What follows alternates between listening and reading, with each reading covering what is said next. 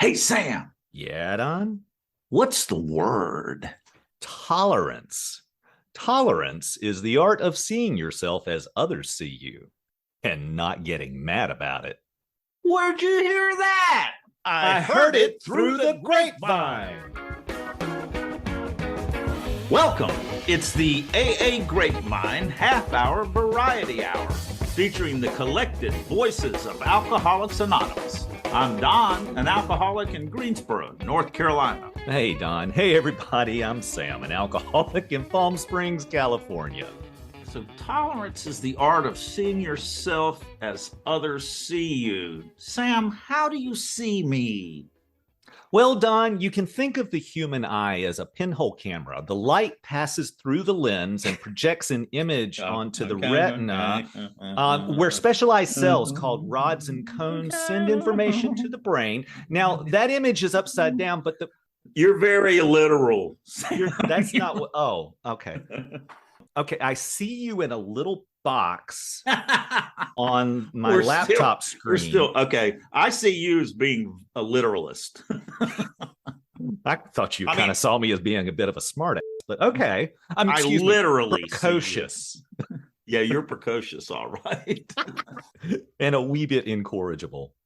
How others see me that's why I've got a sponsor, because I can't see myself. Yeah, you've got this thing about a bald spot, right? Yeah, well, yeah, I've shared this before. I've got a beautiful full head of hair, which every time I look in the mirror, it's like, oh, isn't that nice? But I'm told by my sponsor that I have a bald spot. I can't see it, but if everybody else is saying, yeah, you got a bald spot, maybe I really do have a bald spot.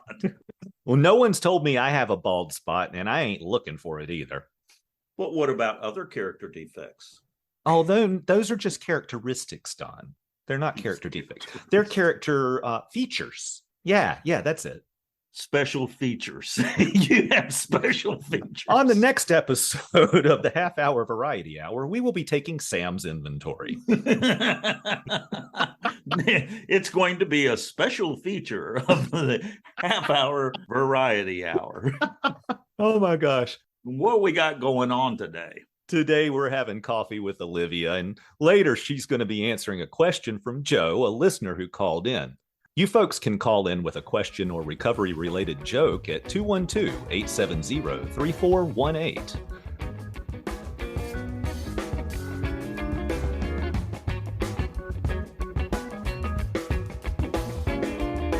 Grapevine does not accept donations, but you can offer your support by making a purchase at store.aagrapevine.org or by the Carry the Message gift certificates to sponsor Grapevine subscriptions for alcoholics in need. That's store.aagrapevine.org. Now, let's get to know Olivia a little bit. Hey, Olivia, alcoholic living in Sparta, North Carolina. For those of you who don't know where that is, it's 30 minutes north of North Wilkesboro, up on the Virginia border. Land of nowhere. It's the land of nowhere. Do they have AA meetings there? You know what? When I moved up here, they did not. Really? What do you do if you move somewhere where there's not an AA meeting? Well, you got to carry a resentment in a coffee pot with you first, right? No. Well, I just went ahead and started it. They had one and it had lapsed, and so we started back up. Wow, that's fantastic. What was that like? Did people come right away? Well, let me throw in one more fact here. All right. My sobriety date is June 25th of 1983. I'm glad I have that date because, as a joke, I say it's 6 months before Jesus' birthday because I'm more important. But I actually had a lot of reservations. Well, I had a lot of reservations about moving up here because I had been living in Raleigh, which has more than 1,800 people, which is what Sparta has. It's a little bit more cosmopolitan. Sam's been up here. He knows. Oh, yeah. There's a nice coffee shop or two up there. I mean, you know. Yeah. What more do you need? Yeah. Do you find the alcoholics in the coffee shop? No, actually, I went to Galax meetings, which is 30 minutes away. Okay. People were like, well, you have to drive to meetings. I thought, well, I had to do that in Raleigh anyway. It was, 30 minutes away. It was not unusual for a meeting. I met some people in the Galax meeting who live in Sparta, and we just started the meeting back up. It's, That's makes great. sense to me. Tell a little bit about the meeting. What's the format? When's it meet? What's the name? Very clever. It's the Sparta group. So original. Well, originally it had been named that. So it's Sparta Downtown Group. Like there's such a large The downtown group. I mean, we do have 4 traffic lights. So how many people attend? We've had anywhere from, say, 3 to 12. Uh-huh. So we're not talking about a lot of people, but it's consistent. We meet on Wednesdays and have a discussion group, and then we meet on Mondays and have a literature group. I like that you're doing twice, but you've got a discussion meeting, you've got a literature meeting. That's fantastic. And we have newcomers who come in too. Oh, good. The one thing I have never understood is why it lapsed. I was told you never stop going to meetings. If this is somebody's home group, why did you quit coming? Some people died, of course, but and that's they're excused for not. Well, meetings do have a strange flow where they'll get large. I mean, yes. I've been sober for a long time as well, and you'll see a meeting just get to be really large, and 5 years later, there's 5 people there. So there's no telling with the ebb and flow. And I've seen that too, but for a meeting just to stop. Yeah. And it had stopped for several years. And actually, I've been coming up here for 20 some years. Mm-hmm. And when I'd be up here, I would go to the meeting and there was no meeting. And I'm like, well, what do you do now? And what you're talking about is, this meeting folded before COVID hit. So it wasn't a product of the shutdown or anything like that. It folded several years before COVID. Olivia, so what was it like for you to get sober? Why did you quit drinking? It became a little dangerous, probably. Well, I started drinking when I was like 14 or 15. I was blackout drinking by 17. I just couldn't stop. I went to try to get some treatment the first time when probably around 1976. I don't know. I wasn't even out of college. I had always wanted to drink, but I just didn't want to drink. I didn't want to have to be tied to it. Mm-hmm. I thought drinking was great. I thought it was wonderful. But, I didn't think wrecking a car was great. I didn't think worrying about the police was great. I didn't think watching people get killed was great. Things like that. Or winding up, I know y'all have never done this, winding up in strange places with strange people. Totally what I'm hearing is like, I loved drinking, and I did, just like you. The consequences sucked.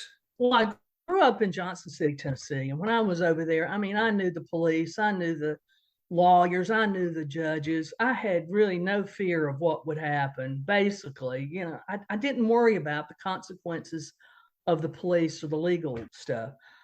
But then when I made my geographic cure to Raleigh, and I had no plan to wind up in Raleigh, no plan whatsoever. I wound up in Raleigh by way of Fort Lauderdale, drunk on the train, basically. Oh, wow. I had not planned to do it. It just happened. And I wound up getting sober again in Raleigh. I had gone to AA in Johnson City, and it just didn't take it. I wasn't ready. I didn't want the consequences like you're talking about, but I didn't want to quit drinking. I was too young, too smart.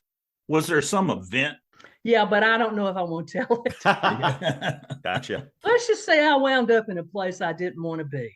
And that's when you decided the consequences were great enough? I had known the consequences were great enough for a long time. I had trouble holding a job. I had trouble keeping a place to live. I never knew from one day to the next where I was going to be, what I was going to be doing. And that got old. I mean, I had a college education. It's like, come on, this is ridiculous. And I saw my friends going on, having great careers. And, I'm like, I had grown up. I was a scout leader. I was a church youth leader. I was all the good things in life, but I was a drunk. Mm. And I had the conflict with that just drove me crazy. I thought, there's a better life out there, but you just can't seem to find it. And I was thinking recently about the key to willingness. I think some days I just kind of dropped the key and had to go and look for it again. The first time I got sober, I was like 20 or 21. I went back out and stayed drunk for several more years, so about 8 more years. I finally said, there's a different way. And actually, the way I got back to AA after about 7 or 8 years was I was in a bar in Raleigh. Let's just say I won't say I fell in love. I fell in whatever, got picked up in this bar. Well, it was the gay bar at 5 Points. And this woman I was with, she said, after about a couple of weeks, she said, look, I want to tell you something. I'm like, okay, what? She said, well, I'm in AA. I said, oh, hell, I've been in that. She says, yeah, and I think you need to go back. I have never run into anybody who's had that happen. Now, I'm sure it has, but I got back to AA. And even with going back then, it took me about from October till the next June to finally get sober and stay sober. What was the biggest obstacle? Fear. Fear of what? Fear of being sober and what that would mean. It is a big unknown, isn't it? Yeah. Would I be the hole in the donut? I mean, what was going to happen? And plus, at the time, it's not so much now. The gay community was so wrapped up in the bar scene. Oh, yeah. There was not a whole lot of things outside of that. So I finally just had to put my trust in the process. And I tell people, you may not trust God, you may not trust whatever, but trust the process of this program. And that's what I finally had to do. Just walk in and keep quiet and just don't drink one day at a time and do what was suggested. And it wasn't easy, but I knew my life was going to be a real show if I kept it up. I knew I was probably going to be dead, truthfully. So when you went in and were willing to take those suggestions, what were they? What did you do? Well, one, I'll share this. God willing, the last time I picked up a white chip, it was white chip time. And they said, okay, anybody need another white chip? Well, here I was for the 100 millionth time getting another white chip. And Jim just held it up and said, we have other colors. Oh, boy. I thought, you bastard. I will never get another white chip from you. And that's what it took from me. I'm not going to do it again. I'm going to show you all that I can do this. Challenge. Yeah, it was a challenge. And it took people believing in me too, that I could do it. And I got a sponsor. It was a woman who was so kind and so calm and unlike me. And my worst fear was to tell her I was, a lesbian. And of course, then when she shared hers, come to find out she had been in a gay men's group in New York and didn't even realize it for a long time. I mean, she was pretty much a wreck. So, and it took just opening up. And I think it took for me to be in a larger town too, rather than where I had grown up, and people I didn't know and people who didn't know my history and people who could help me and who I was willing for them to help me too. And willingness, the key to willingness was a lot of it. I went to meetings. I was scared not to go. I mean, I'm sure I did 90 and 90, but for a long time, I did at least 6 or 7 a week. And I'll have to say the gay group there really helped me to overcome my fear of who I was and what I didn't want you to see and so forth and so on. You found acceptance. Yes. The gay groups for me were paramount in my early recovery because when I went to a gay meeting, I didn't have to worry about being gay. And I was worried about being gay in the mainstream meetings. Mm-hmm. And so I got comfortable with AA. And then I went to the mainstream meetings and lo and behold, there were gay people in them. Go figure. So there was acceptance all throughout AA. Yeah. Correct.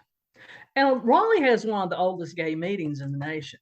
So I was lucky I wound up there drunk on the train from Fort Lauderdale.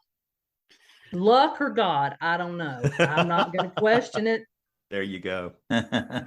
So, Olivia, I have witnessed your acerbic wit on stage at Roundups. Oh, no. That's something that you found in your sobriety, that you had that, or was it always there? It's always been there. If you can't have fun in sobriety, what's the use? Thank you. What is the point of getting sober if I can't enjoy living? I wouldn't want to do it. I don't want to trudge that hard. So, Olivia, what's your sobriety like today? How do you stay sober today? Some days I wonder. Sometimes, the road narrows the longer I'm sober, because it's not anymore a matter of, oh, will I take a drink today? Chances are I won't, but it's always out there. But there's so many other things. You were talking about tolerance. I still have to work on that. I know at one point in my sobriety, my sponsor said, for God's sake, would you get a dog or a cat so you can learn some patience and tolerance? And I got an Australian Shepherd that I had to take to the dog psychologist the first couple of months I had her. And damn it, she lasted 15 years. But for today, the pandemic changed a lot. And moving up here, because moving from a large town to a really small place, I had to look a lot within myself and learn to be happy with me. There weren't a lot of diversions and distractions. And I've talked to other people who have long-term sobriety, and the same thing goes on. I mean, I can't blame my mother for anything anymore. She died. I'm living in it's my house, but I'm living where she used to live. That's been interesting. There are a lot of ghosts that got put to rest. I don't have a partner anymore after 20 years. I can't blame her for anything, damn it. And it's more of a personal growth thing now. Look around and go, well, you didn't do this, this, and this, so guess you need to dig in a little bit more and get with it. And it really is just looking at life in a different way. Plus, being retired, moving up here, I'm 67. It's like, there's a lot to just deal with, to be kind of grateful in a way, or just be okay with where I am in life.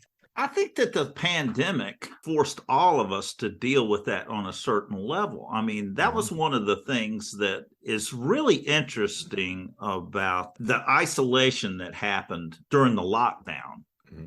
You couldn't go out and you had to be at home. I mean, one of the things I realized, I was thinking about today, I've got to go to the bank and I got to go to the drugstore and a lot of those things I don't have to do. Right. I could put all those things off and do them all at once together in one trip, which means, I've just got to sit here with me. Yeah.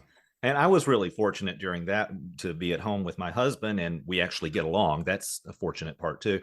But I was keenly aware of my friends who were single during that time, especially my single friends in recovery, who were going through this lockdown in solitude, complete solitude, except for, thankfully, we did have communications available over the phone, and video and online meetings and stuff like that cropped up really quickly. But still, there was, thank goodness, notable isolation, not solitude, but isolation that people were experiencing.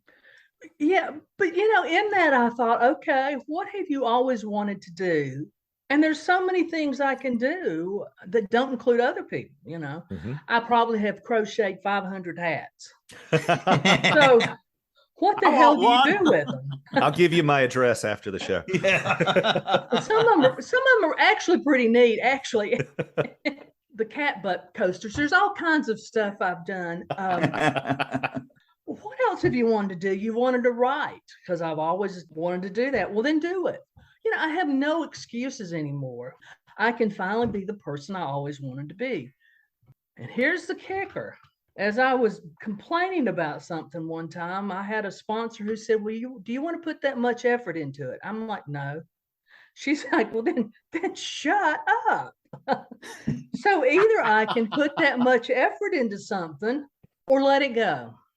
That's that practical advice. Live your way into right thinking rather than think your way into right living. Yeah. Oh man, Olivia, thanks so much for visiting with us, but I want you to stick around because we got that question for the old timer. Oh boy. It's time for Ask the Old Timer. Got a question for an old timer? Call in and record it at 212-870-3418 or email it to podcast@aagrapevine.org. You can find these and more at aagrapevine.org/podcast. And now, let's ask the old timer. Yeah, hi, my name is Joe. I'm from Fond du Lac, Wisconsin. The reason I'm calling, I have a question for the old timer. So in the chapter, We Agnostics, they capitalize several words referring to God, such as creative intelligence, spirit of the universe, realm of the spirit, etc. And then it comes down to reason. My question is, why is reason capitalized in We Agnostics? It says, perhaps we lean too heavily on reason, that last mile, and we did not like to lose our support. All right, thank you. Bye. I wish I had an answer for that. Other than I can still do that. I can still reason my way out of anything. I can still justify anything. That is an interesting question. I don't know. And I think a lot of us, or I know I have, used reason as a God. But, the yes, buts, yes, but, yes, but. Mm-hmm. And that's what kept me drunk for a long time. I don't know. If you find out an answer, let me know. Well, I'm with you on that. And I never noticed this. Thanks for the question, Joe, because that's just like, whoa, there's a new perspective. Mm-hmm.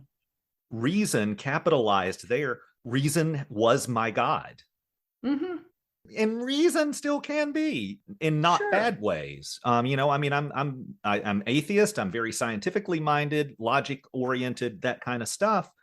Perhaps my reason was more like Loki from Norse mythology, the jokester, because it was always fooling me. And today, one of the best tools that I have for my use of reason is talking with others about things as well. Mm-hmm. I think re-looking at it, Bill had some quirks in the way that he wrote.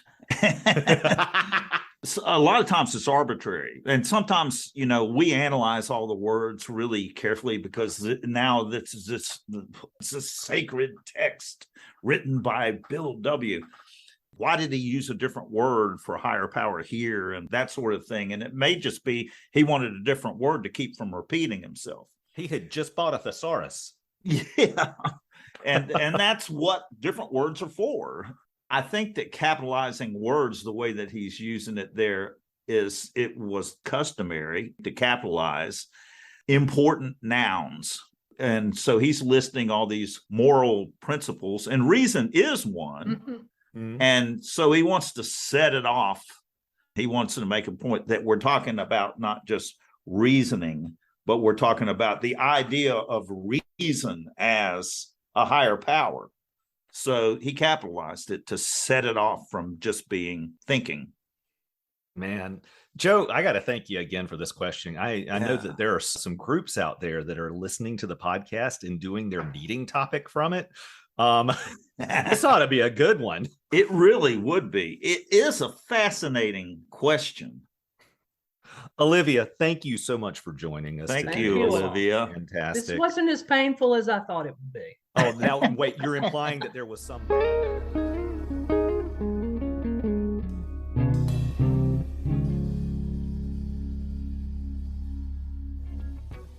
The Grapevine is looking for your story submissions for Why I Love the 12 and 12. Stories are due by December 15th, 2022. Our 12 Steps and 12 Traditions book turns 70 next year. Tell us the ways this book has enriched your sobriety. Is there a story about using the book that you'd like to tell? How does your group use it? What are your favorite passages and why? Share your story by December 15, 2022 via aagrapevine.org/share.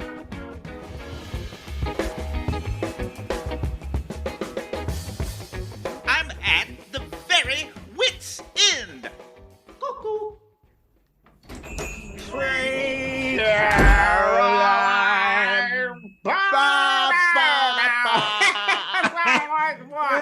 Oh, man. Oh, look here. Look, it's such a sweet little puppy dog. Come here. Who's your best friend? Hey, don't get too close. Ow! Oh, Bill, I think that dog is rabid. Wait a minute. Get me a pen and paper. You don't have to worry about a will, pal. Rabies can be treated. Will? What will? I'm going to make a list of all the people I'm going to bite. They deserve it.